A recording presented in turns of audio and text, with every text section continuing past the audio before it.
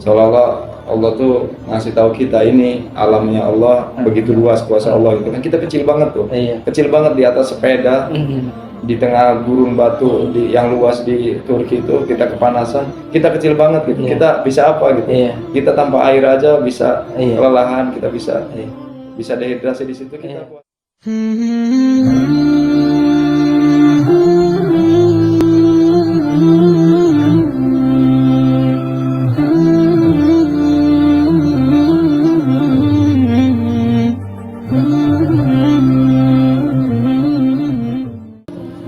Assalamualaikum warahmatullahi wabarakatuh.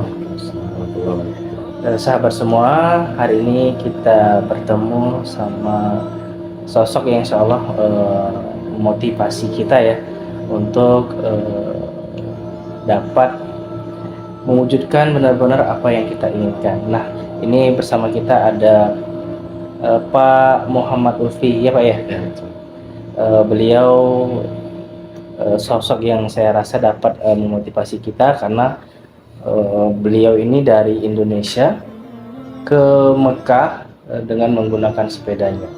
Bagaimana kisahnya? Langsung saja kita tanya ke Pak Muhammad Ulfi. Assalamualaikum Pak Muhammad Ulfi. Assalamualaikum. Gimana sehat Pak? Alhamdulillah sehat. Alhamdulillah. Pak Ulfi sendiri dari mana ini? Di Indonesia di mana? Saya di Kampung Cipait, Desa Ciomas, Kecamatan Padarincang, Kabupaten Serang, Banten. Usia berapa Pak? Saya 36. 36 tahun. Profesi sebagai apa Pak? Saya mengajar ngaji. Mengajar ngaji, Ustadz. Mengajar ngaji lah. Mengajar ngaji. Jangan disebut Ustaz. Iya. Jadi apa sih yang memotivasi Bapak untuk Masya Allah ya ini kalau kita dengar ceritanya tadi itu ke Makkah dengan sepeda gitu ya Pak. Apa yang memotivasi Bapak untuk kemari dengan menggunakan sepeda? Sebenarnya yang paling mendasar yang jadi inti dari perjalanan ini kerinduan ke Nabi Sallallahu Alaihi Wasallam. Dan kita juga udah lama pengen ke Mekah, pengen ke makam Rasulullah karena berkali-kali bermimpi ketemu sama Rasulullah itu cuma dalam mimpi gitu kan. Iya. Rasanya pengen banget ke Mekah, ke Madinah. Akhirnya saya tulislah Mekah, Madinah di belakang sepeda saya. Dan alhamdulillah dari rumah sampai ke Mekah ini, alhamdulillah. Jadi memang di Indo awal itu memang udah hobi naik sepeda goes atau gimana? Enggak, dadakan aja karena pengen ke Mekah, ke Madinah. Akhirnya ngelihat orang Indonesia ada beberapa yang sampai ke Mekah dengan sepeda, akhirnya terinspirasi pengen juga gitu. Jadi sebelumnya udah ada punya sepeda atau pas punya keinginan itu langsung beli sepeda atau gimana? Enggak, pas pengen itu belum ada sepeda kan? Belum ada ya? Belum ada. Tapi udah diniatkan dalam hati? Diniatkan dalam hati, kita sepeda alhamdulillah ada pinjaman. Pinjaman? Sepedanya pinjam dari adik ipar. Jadi statusnya sekarang masih sepeda pinjaman. Oh ini sampai sekarang ini masih pinjaman? Belum jadi hak milik? Belum, setelah selesai saya kembalikan ke pemiliknya. Masya Allah. Jadi awalnya nggak direstui sama orang tua. Saya berangkat harusnya tahun kemarin 2022 di bulan Agustus itu saya minta izin ke orang tua, tapi alhamdulillah ditolak. Jadi rencananya dari 2002 bulan Agustus sudah memang punya niat untuk berangkat naik sepeda kemari. Tapi orang tua belum ngizinin. Belum dapat izin dari orang tua. Akhirnya saya pergi dari rumah itu bulan November. November saya pergi dari rumah itu ke Cianjur, jadi relawan di Cianjur, relawan gempa. Dan akhirnya qadarullah di bulan Januari saya dapat izin dari orang tua. Dan di bulan Januari itu saya siap-siap mulai pegang sepeda tuh. Jadi dari Serang saya ke Jakarta. Minta izin ke Kemenpora. Akhirnya alhamdulillah di surat dari Kemenpora juga nggak terbit, nggak dapat. Nggak dapat. Karena waktu itu WhatsApp, suratnya itu masuk ke WhatsApp. Nomor WhatsApp saya itu handphonenya error, jadi nggak bisa dibuka lagi. Mungkin suratnya masuk ke WhatsApp. Bisa jadi udah keluar suratnya. Udah keluar tapi nggak saya terima. Tapi nggak terima gitu. Akhirnya saya ke Dispora yang di daerah di sana. Alhamdulillah ada surat izin dari Dispora, sama ada di Polda juga ada. Jadi izinnya izin apa tuh Pak? Izin kita berkendara membawa sepeda dari Indonesia ke Mekah tanpa ada tujuan lain kecuali kita umroh gitu kan, ke Mekah ke Madinah, tanpa kita tidak terlibat jaringan teroris, nggak terlibat kriminalitas, kita juga nggak terlibat jaringan narkoba itu. Jadi surat keterangan bahwa kita itu bersepeda dari Indonesia ke Mekah. Tapi ada memang ya izin khusus untuk kayak gitu tuh ada ya? Ada tertera di situ bahwa kita itu pesepeda. Oh gitu. Kita warga negara Indonesia yang sedang menempuh perjalanan dari Indonesia ke Mekah menggunakan sepeda. Kita sampaikan aja ke Dispora atau ke Polda. Kalau di Polda itu bentuknya SKCK, SKCK internasional berlaku ke seluruh dunia. Di situ tertera kita itu pesepeda. Gitu. Gitu. Jadi kapan kira-kira mulai perjalanan dari Indonesia ke semenjak Mekah? dapat izin dari orang tua di Januari itu saya keluar dari rumah ke Jakarta. Januari. Januari 2023. 2023. Nah, terus kita juga ke Kemenpora tuh. Kemenpora menunggu juga cukup lama di Jakarta. Akhirnya di bulan Maret baru menyeberang ke Sumatera. Jadi perjalanan dari Jakarta tuh dimulai di bulan Maret gitu. Di Sumatera itu Maret. Oh, Maretnya Sumatera. Ya. Sumatera Lampung. Di Lampung. Sampai akhirnya ke Jambi. Dari Jambi itu di Kuala Tungkal nama pelabuhannya kita menyeberang ke Batam. Jadi dari Jakarta naik sepeda ke sepedaan terus. Lampung. Iya, sepedaan terus tanpa naik apapun. Oh gitu. Sampai muter-muter di Tangerang itu apa namanya ke di Tangerang Selatan, menempuh jalur ke situ. Akhirnya ke Cilegon, ke Merak, dari Merak ke Bakauni, dari Bakauni terus sampai ke Jambi. Nah, Jambi ke Batam itu ternyata 17 jam di atas kapal. Saya kira cuma beberapa jam doang kan. Ternyata setelah di kapal saya nanya ke orang-orang 17 jam. 17 jam. Cukup lama, berangkat jam 5 sore. Dari Kuala Tungkal Jambi nyampe di Batam itu jam 11 siang. 17 jam. Nah, dari Batam ke Singapura ternyata cuma 45 menit. 45 menit, iya dekat ya. Dekat. Nah, dari Singapura kita masuk Malaysia, Thailand. Nah, di Thailand ini kendala mulai muncul nih. Karena kita nggak bisa masuk Myanmar. Myanmar kebetulan lagi bordernya tutup, kita nggak bisa masuk situ karena ada konflik. Makanya di situ kita diminta memilih antara Pakistan sama Turki. Dan akhirnya kita masuk ke Turki. Dan dari Turki kita rekomendasinya masuk ke Iran, Kuwait, dan Saudi Arabia. Qadarullah dari Turki itu kita nggak bisa masuk Iran karena visanya belum keluar. Jadi awalnya kita dari Turki itu mau mendaftarkan visa Iran via online. Kita kira dapat bisa dari online. Ternyata nggak bisa, harus ke Ankara, balik lagi ke Ankara. Itu dari Sariurfa ke Ankara cukup jauh, 1000 kiloan.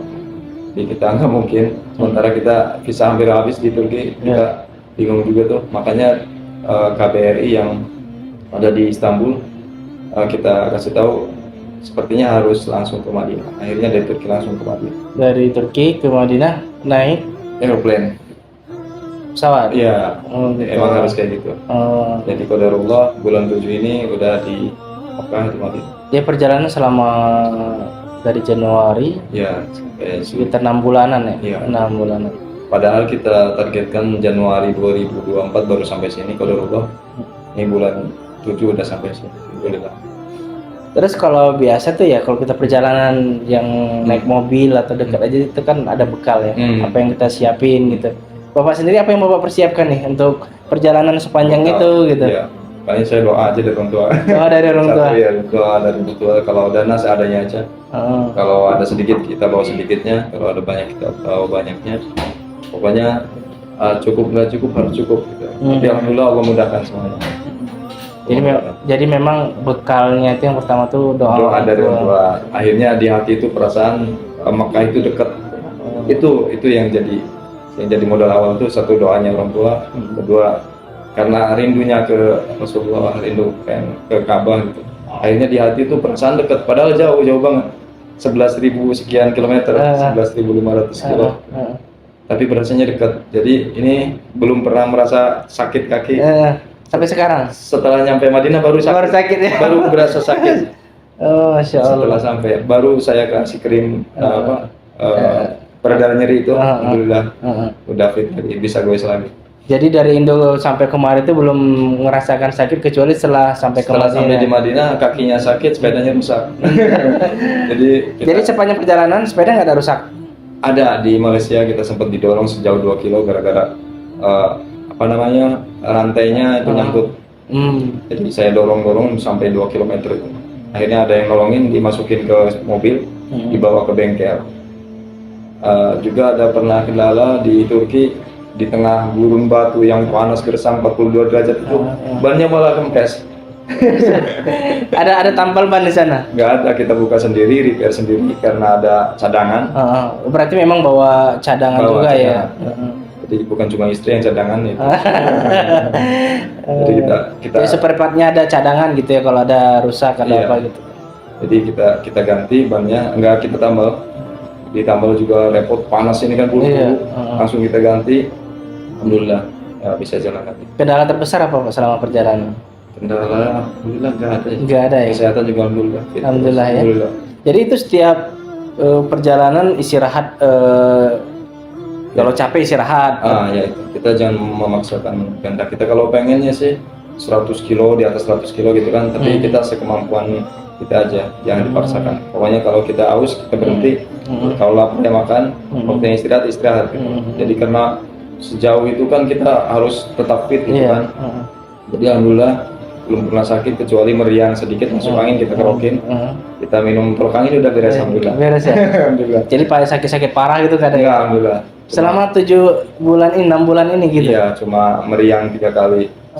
Masuk angin, saya kerokin sendiri. Kerokin sendiri? Iya, karena orang di luar negeri kan nggak ada yang ngerti tuh kerokan. Iya. Kita ketemu orang-orang baru di jalan kan, akhirnya ketemu hari itu, di hari itu akrab, biasanya ketemu di sore hari, waktu nginep di masjid, pagi hari kita udah pisah lagi, itu udah langsung akrab. Tapi kalau untuk minta tolong kerokin nggak mungkin, mereka nggak tahu. Ada kendala nggak Pak di komunikasi, bahasa atau gimana di setiap? Ada berapa negara nih ya? Malaysia, Singapura, 6. Indonesia masuk Pak. Iya. Karena di Indonesia kita lama tuh, Indonesia, Singapura, Malaysia, Thailand, Turki dan Saudi. Bahasa alhamdulillah nggak kendala. Kita kalau mentok-mentok translate. Kalau Inggris kita sedikit bisa, Arab juga sedikit bisa. Oh, jadi bisa 3 bahasa ya? 5 malah, Sunda, Jawa.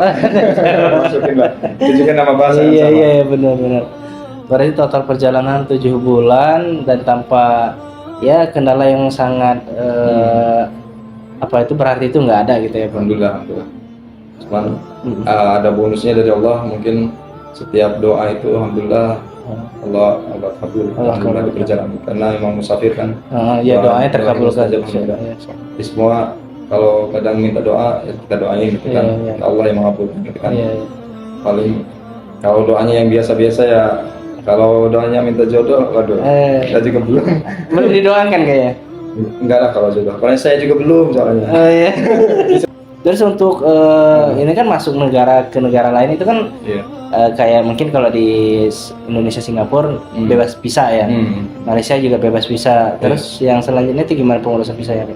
Kalau visa emang harus ada sebelum kita masuk ke negara tujuan. Jadi itu ngurusnya dari Indonesia atau sambil jalan nih? Kalau saya sendiri kemarin sambil jalan karena emang bisa online juga kan. Tapi online itu terkendala resikonya gagal gitu. Kalau yang pasti itu yang lebih mudah di negara kita sendiri, kita ngurus ke kedutaannya, itu yang lebih mudah. Tapi kalau ini alhamdulillah nggak ada kendala. Alhamdulillah nggak ada kendala. Kemarin yang kita nggak dapat yang Iran gitu. Yang Iran sama apa itu karena kalau ngurus online resikonya gagal dapat visa, ditolak pengajuannya gitu. Jadi lebih enak lagi di negara kita. Sebelum berangkat kita urus visa semua negara yang mau dilewati. Kalaupun online resikonya gagal. Turki aman. Turki aman, bebas visa. Terus ke Saudi bisa umroh. Karena kita nggak haji juga kan, nggak sempat. Niatnya memang haji ya Pak? Haji tahun depan itu pun kalau memungkinkan gitu kan. Kalau visanya dapat, kita nggak mau yang ilegal. Siang ya. Jadi kalau visa emang harus dari awal dipersiapkan. Kalau Asia Tenggara itu masih gratis kayak Singapura, Malaysia, Thailand, Laos itu masih bebas visa, nggak bayar. Kayak Turki, terus Uzbekistan itu masih gratis itu. Masya Allah. Sampainya di Madinah kapan itu tepatnya Pak? Hari Jumat kemarin, Jumat kemarinnya lagi. Jadi 8 hari yang lalu. 8 hari yang lalu, ini tanggal Pak. tanggal 20 ya, tanggal 20 Juli ya. Ya. Nah, sampainya di Madinah nih gimana kesannya, Pak? Oh, itu nangis nggak karu-karuan. Nangis nggak karu-karuan, kayak nangis sejadi-jadinya. Kita mimpi, Masya Allah ya. mimpi kayak mimpi gimana. Makanya hampir setiap hari saya tuh ke tempat Rasulullah. Diusahakan setiap hari gitu. Hilang capeknya ya, Pak ya? Hilang, perasaan tuh campur-campur hilang semua, nggak ada capek, nggak ada. Ya Allah. Jadi momen terbaik dalam kehidupan kita itu ketika saya ikut. ketika di tempat Rasulullah tuh, ketenangan itu di hati itu gimana gitu kan. Biasa kita ketemu di mimpi, ini berhadapan langsung dekat banget gitu. Itu yang berkesan. Pokoknya kayaknya itu momentum terbaik dalam kehidupan saya saat itu di Madinah itu. Berapa hari di Madinah? 7 hari. 7 hari. Hari ini udah nyampe di Mekah ya Pak? Iya. Cuman belum ke Masjidil Haram ya? Iya, berarti belum melaksanakan ibadah umrah nih ya? Iya, belum. Insyaallah secepatnya. Secepatnya. Masya Allah. Apa nih kesan-kesan yang paling mungkin gak terlupakan sepanjang perjalanan sampai di sini? Pokoknya Allah mudahkan ya, itu kesannya yang bikin kita, apalagi orang lain, kita aja terharu gitu. Kita mintanya Mekah sama Madinah.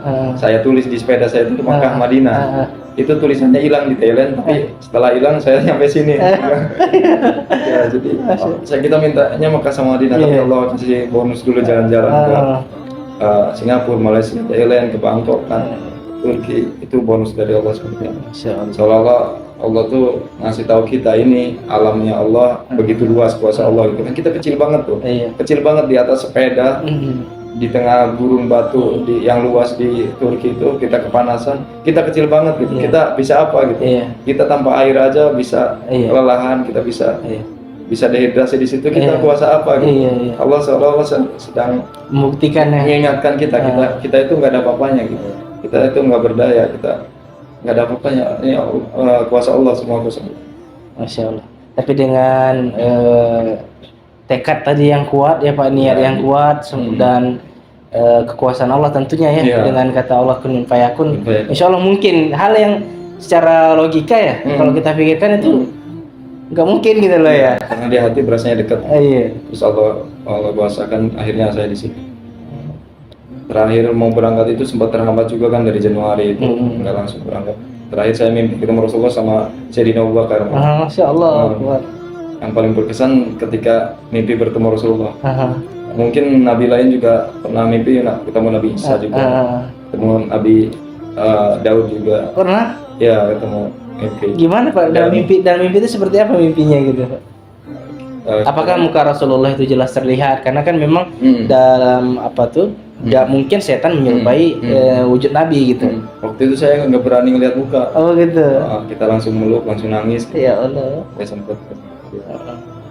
Jadi dikasih, kita nggak berani ngeliat. Saking taklimnya kita, saking menghormati gitu.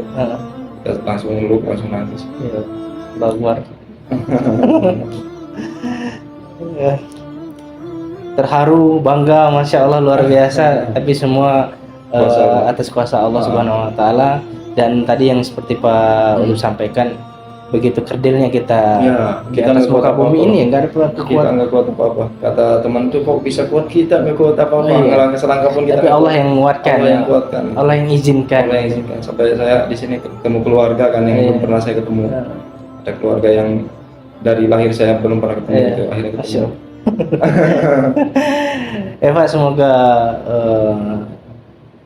mendapat banyak hikmah dari perjalanan ini, dan semoga apa yang diinginkan terwujud, menjadi umroh yang mabrurah insyaallah, dan semoga juga dapat hajinya dapat terwujud dan dimudahkan ya Pak ya insyaallah.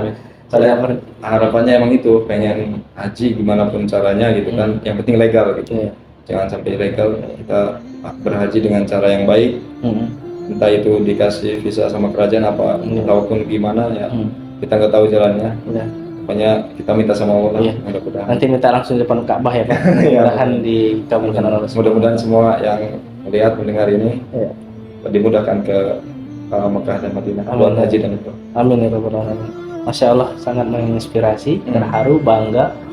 Dan semoga sahabat semua dimudahkan urusannya, dan yang punya keinginan untuk dapat beribadah langsung ke Masjidil Haram atau ke Masjid Nabawi, semoga Allah mudahkan.